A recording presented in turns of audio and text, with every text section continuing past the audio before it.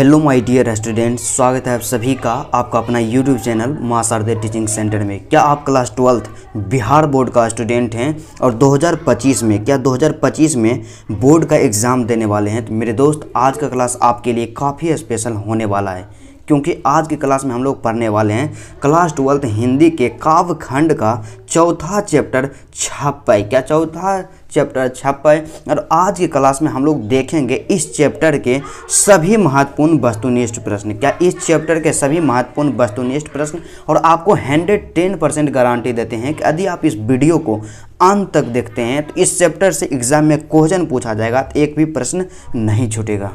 तो चलिए मेरे दोस्त, आज का क्लास बिना टाइम का इन्वेस्ट किए हुए स्टार्ट करते हैं। बस आपसे एक छोटा सा रिक्वेस्ट है, यदि आप मेरे चैनल पे नए हैं तो चैनल को जरूर सब्सक्राइब कर लीजिए, और इसका फ्री पीडीएफ नोट्स के लिए टेलीग्राम ग्रुप को अवश्य ज्वाइन कर लीजिए। क्या पीडीएफ नोट्स के लिए टेलीग्राम ग्रुप को अवश्य ज्वाइन कर लीजिए। क्या है Telegram? MS teaching centre Telegram में सर्च कीजिए, या डिस्क्रिप्शन में टेलीग्राम का लिंक दिया हुआ है, वहां से आप जाकर के टेलीग्राम ग्रुप को अवश्य ज्वाइन कर लीजिए। तो चलिए आज का क्लास स्टार्ट करते हैं। तो सबसे पहला प्रश्न जो हमारे पास दिया गया है, मोस्ट VVI प्रश्न है, क्या है कि नाभादास का काव्य रचना क्षेत्र था। क्या नाभादास का काव्य रचना क्षेत्र था? यह सभी आपको लेखक परिचय में बता दिया कि लेखक परिचय का वीडियो आप नहीं देखे हैं तो डिस्क्रिप्शन में वीडियो का लिंक दिया हुआ है, वहां से जा करके इस चैप्टर का लेखक परिचय देखिए, क्योंकि लेखक परिचय से ही सारा ऑब्जेक्टिव होता है। तो क्या है कि नाभादास का जो रचना काल था मेरे दोस्त, आपको बताए थे, क्या कहाँ था? वृंदावन था। क्या वृंदावन था? क्या वृंदावन? ऑप्शन नंबर सी इसका करेक्ट आंसर होगा। उसके बाद दूसरा प्रश्न हमारे पास दिया गया है, क्या है कि भक्तमाल किसकी रचना है? नाभादास की, या सूरदास की, या तुलसीदास की, या कबीरदास की? तो इसका जो करेक्ट आंसर हो जाएगा माय डियर स्टूडेंट, लेखक परिचय में हम बताए हैं कि भक्तमाल जो है नाभादास की रचना है। क्या नाभादास की रचना है? So option number A is the correct. उसके बाद अगला जो प्रश्न दिया गया है 3 नंबर का प्रश्न है, क्या है कि नाभादास के दीक्षा गुरु कौन थे? तो नाभादास का जो दीक्षा गुरु थे कौन थे? स्वामी अग्रदास थे। क्या? स्वामी अग्रदास थे नाभादास के दीक्षा गुरु, और स्वामी अग्रदास को ही अग्र अली के नाम से भी जाना जाता है। क्या? अग्र अली के नाम से भी जाना जाता है, आप इसमें शॉर्ट में याद रखिएगा। उसके बाद चौथा जो प्रश्न है 4 नंबर का, क्या है कि छप्पय शीर्षक के रचयिता है। तो छप्पय शीर्षक के जो रचयिता है कौन है? इसका जो करेक्ट आंसर हो जाएगा नाभादास। क्या नाभादास की रचना है क्या? छप्पय। उसके बाद अगला जो प्रश्न है 5 नंबर का प्रश्न है, मोस्ट VVI, कि भक्त चरित्रों की माला है। क्या भक्त चरित्रों की माला है? पूर्णमाल, या पुष्पमाल, या भक्तमाल, या रत्नमाल? इसका जो करेक्ट आंसर हो जाएगा my dear student, option number C. क्या? ऑप्शन नंबर सी, भक्तमाल जो है भक्त चरित्रों की माला है। क्या? भक्त चरित्रों की माला है, मतलब भक्तमाल में जो भक्त से 200 भक्त चरित्रों के चरित्र का वर्णन किया गया, इसलिए इसका correct answer option number C. उसके बाद अगला जो प्रश्न है 6 नंबर का प्रश्न है, क्या है कि नाभादास का अस्थायी निवास कहाँ था? तो आपको हम बताए हैं कि नाभादास का जो अस्थायी निवास था मेरे दोस्त, वृंदावन में था। क्या? वृंदावन में था नाभादास का अस्थायी निवास। उसके बाद अगला जो प्रश्न है 7 नंबर का, मोस्ट VVI प्रश्न है और एग्जाम में भी पूछा जा चुका है। क्या है कि भक्तमाल में कितने छप्पय हैं? क्या भक्तमाल में कितने छप्पय हैं? तो आपको हम बताए हैं कि भक्तमाल में कुल 316 छप्पय हैं, और 200 भक्तों का चरित्र का चित्रण किया गया है भक्तमाल में। याद रखिएगा, यदि आपको छप्पय पूछे तो 316 छप्पय हो जाएगा भक्तमाल में, और कितने भक्तों का चरित्र चित्रण है तो इसका जो हो जाएगा क्या? 200। क्या?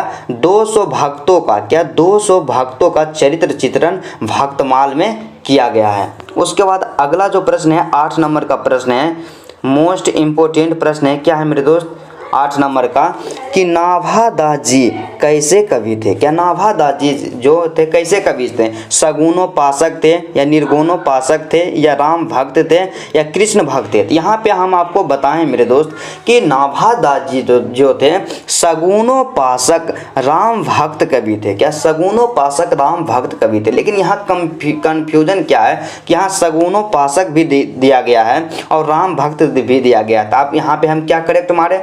तो दोनों में से कोई भी आप मारिएगा तो हाँ आपका करेक्ट होगा, लेकिन ज़्यादा हाँ सबसे ज़्यादा आप इसका जो सुटेबल आंसर होगा क्या होगा कि सगुनोपासक। क्या सगुनोपासक कवि थे नाभादास, ऑप्शन नंबर ए ही मारिएगा। उसके बाद अगला जो प्रश्न है 9 नंबर का प्रश्न कि नाभादास ने भक्तों के परिचय में किस शैली का परिचय दिया है। क्या नाभादास ने भक्तों के परिचय में किस शैली का परिचय दिया है। ऑप्शन ए संधि शैली, ऑप्शन बी समास शैली, ऑप्शन सी उपसर्ग शैली और ऑप्शन डी के बारे में बात किया जाए जो है प्रत्यय शैली। इसका जो करेक्ट आंसर हो जाएगा my dear student option number B. क्या ऑप्शन नंबर बी इसका करेक्ट आंसर होगा समास शैली। क्या समास शैली। उसके बाद अगला जो प्रश्न है 10 नंबर का प्रश्न है, मोस्ट इंपोर्टेंट प्रश्न है और इसी तरह का प्रश्न एग्जाम में पूछा जाता है। क्या है कि नाभादास की कृतियों का नाम बताएं। आपको हम बताएं कि नाभादास के प्रमुख 3 कृतियां था। कौन प्रमुख 3 कृतियां, पहला भक्तमाल, दूसरा अष्टयाम और तीसरा था प्रकीर्ण पद था। मतलब समझिए कि यहाँ पे इसका करेक्ट आंसर होगा उपर्युक्त सभी, option number D is the correct answer. उसके बाद अगला जो प्रश्न है क्या है कि नाभादास का जन्म कब हुआ था। 1569 अनुमानित या 1570 में या 1571 में या 1572 में। तो इसका जो करेक्ट आंसर हो जाएगा माय डियर स्टूडेंट कि नाभादास का जो जन्म हुआ था 1570 में, अनुमानित 1570 में, ऑप्शन नंबर बी। उसके बाद 12 नंबर का जो प्रश्न यहाँ पे दिया गया है कि नाभादास किस समाज के विद्वान है। संथाल वर्ग या वैश्य वर्ग या आदिवासी वर्ग या दलित वर्ग। आपको हम बताए हैं लेखक परिचय में, आप बार बार हम जिक्र कर रहे हैं कि लेखक परिचय का आप यदि वीडियो नहीं देखें तो डिस्क्रिप्शन में वीडियो का लिंक है, वहां से आप जाकर के देख लीजिए। तो उसमें हम बताएं कि नाभादास जो थे किस समाज के विद्वान थे, दलित समाज के या दलित वर्ग के विद्वान थे। क्या दलित वर्ग के विद्वान थे, ऑप्शन नंबर इसका क्या हो जाएगा डी करेक्ट आंसर। क्या ऑप्शन नंबर डी दलित वर्ग। उसके बाद 13 नंबर का जो प्रश्न है मोस्ट इंपोर्टेंट प्रश्न है हमारे पास दिया हुआ कि नाभादास जी किस धारा के संत थे। क्या नाभादास जी जो थे किस धारा के संत थे। ऑप्शन नंबर ए वैष्णव दर्शन के, ऑप्शन नंबर बी शैव दर्शन के, ऑप्शन नंबर सी शाक्त दर्शन के, ऑप्शन नंबर डी जैन दर्शन। तो इसका करेक्ट आंसर होगा ऑप्शन नंबर ए। क्या ऑप्शन नंबर ए वैष्णव दर्शन के संत थे। क्या वैष्णव दर्शन धारा के संत थे नाभादास। उसके बाद 14 नंबर का जो प्रश्न है मोस्ट इंपोर्टेंट प्रश्न है और कई बार एग्जाम में पूछा जा चुका है। क्या है कि भक्तमाल में कितने चरित्र वर्णित हैं। तो भक्तमाल में जो है टोटल 200 भक्तों का चरित्र का चित्रण है। क्या 200 भक्तों का चरित्र का चित्रण किया गया है। उसके बाद 15 नंबर का जो प्रश्न है मोस्ट इंपोर्टेंट प्रश्न है। क्या है माय डियर स्टूडेंट 15 नंबर का प्रश्न हमारे पास दिया गया है।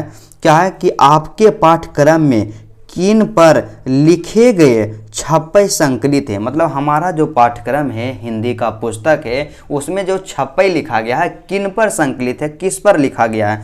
कबीर और सूर पर, सूर और तुलसी पर या तुलसी और अग्रदास पर। तो इसका जो करेक्ट आंसर हो जाएगा माय डियर स्टूडेंट कि हम लोग जानते हैं कि छप्पई जो है नाभादास जी के द्वारा लिखा गया है और उसमें नाभादास जी कबीर और सूर के बारे में लिखते हैं। क्या कबीर और सूरदास के बारे में लिखते हैं। Option number A is the correct answer.